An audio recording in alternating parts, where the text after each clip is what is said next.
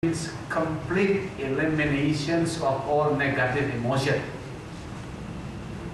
Nibbana adalah tatkala seluruh emosi negatif itu sudah menghilang. Apa itu emosi negatif? Marah, serakah, bodoh, benci, iri hati. Itu loh Pak. Jadi sederhana kalau mau jawab soal enlightenment, di tengahnya ada kata light. Saya kira light yang sama yang mau dicari dengan orang Islam, dengan nurnya, light juga. Ya, tanda-tanda kita mendekati light ini, nur ini, cahaya, ego kita mengecil. Karena itu seperti gelap dan terang. Kalau gelap ada, terangnya nggak ada. Terang ada, gelapnya menghilang. Itu penjelasan sederhana, terus terang sederhana. Tapi saya membatasi pada penjelasan sederhana kalau publiknya umum. Tapi kalau yakin nanti ketemu teman-teman perjalanan jauh, silakan. Kalau ada etika di kalangan guru, kalau skalanya 8, di orang banyak kita hanya boleh cerita 2 dan 3.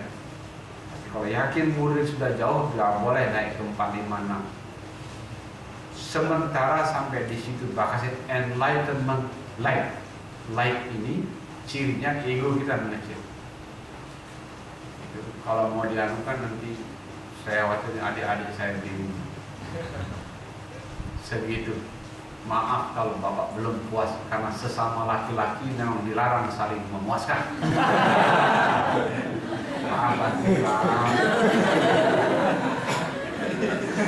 Saya kira kalau tidak kita tutup. Kalau ada pertanyaan terakhir ya. Pusing. Terakhir. Oh yang Dua ya. Depan. Oke. Selamat malam. Saya mau menanyakan, teman saya itu orangnya tidak terlalu baik ya. Jadi kalau ada orang minta tolong, dia selalu membantu. Kebetulan ini minta tolongnya itu, misalnya dia tidak bisa bayar sekolah anaknya dan sebagainya, dia membantu. Dan celakanya, kalau dia tidak punya uang, dia meminjamkan ke orang. Akibatnya hutangnya bertumpuk, tapi bukan hutang dia sendiri. Nah, gimana caranya atau sebaiknya supaya mungkin menolong ini tapi tidak harus membuat diri sendiri atau keluarganya menderita. Kalau seseorang bercerita tentang kehidupan tanpa acuan pada satu agama, apakah itu tidak seperti orang tidak punya rumah? Kalau seandainya punya rumah, lalu rumahnya di mana, Pak? Terima kasih. Istilah cinta itu ada cinta yang terbatas, ada yang cinta yang tidak terbatas. Tuhan tidak terbatas, Buddha tidak terbatas. Kalau ibu mau mendekati Tuhan, mau mendekati Buddha, dekati sifat-sifat yang nggak terbatas. Jadi ke pertanyaan ibu tentang teman itu bisa berita baik, bisa berita buruk. Berita baik kalau dia melaksanakannya dalam konteks cinta yang tidak terbatas. Kenapa bantu orang kena dengan hutang? Kalau dia sadar dia sedang mendekati sifat-sifat ketidak terbatas, itu berita baik. Tapi berita buruk kalau dia membantu orang tapi goblok.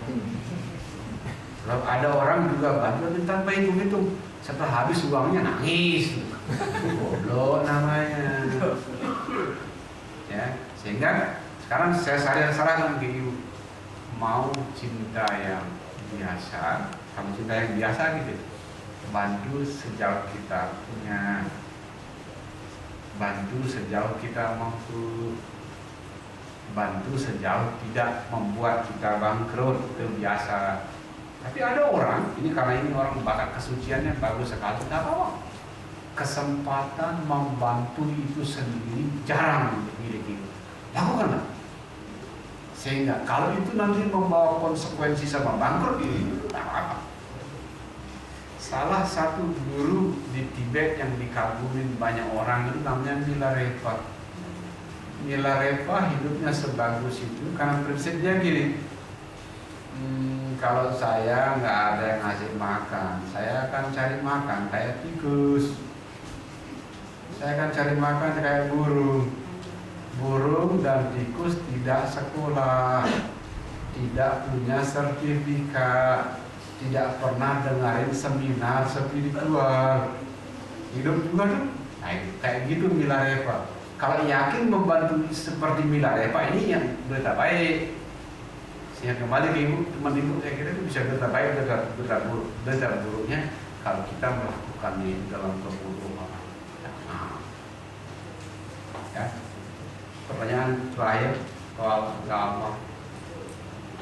Seniman besar Rusia salah satunya bernama Leo Tolstoy. Itu orang cerdas. Saya kira pemenang hadiah Nobel kalau saya nggak salah ya. Tapi ini benar ya benar. Leo Tolstoy mengatakan ada 3 jenis manusia berkaitan dengan agama. Pertama adalah manusia yang tidak percaya dengan seluruh kepercayaan. Itu yang pertama. Yang nggak percaya. Itu yang pertama. Yang kedua adalah manusia yang hanya melanjutkan agama yang diterima dari orang tuanya. Ini cari aman. Ini yang kedua cari aman. Apa orang tua kita ikutin, cari aman. Yang ketiga adalah manusia yang mengikuti kata hatinya. Tolstoy bilang yang bertumbuhnya paling cepat yang ketiga.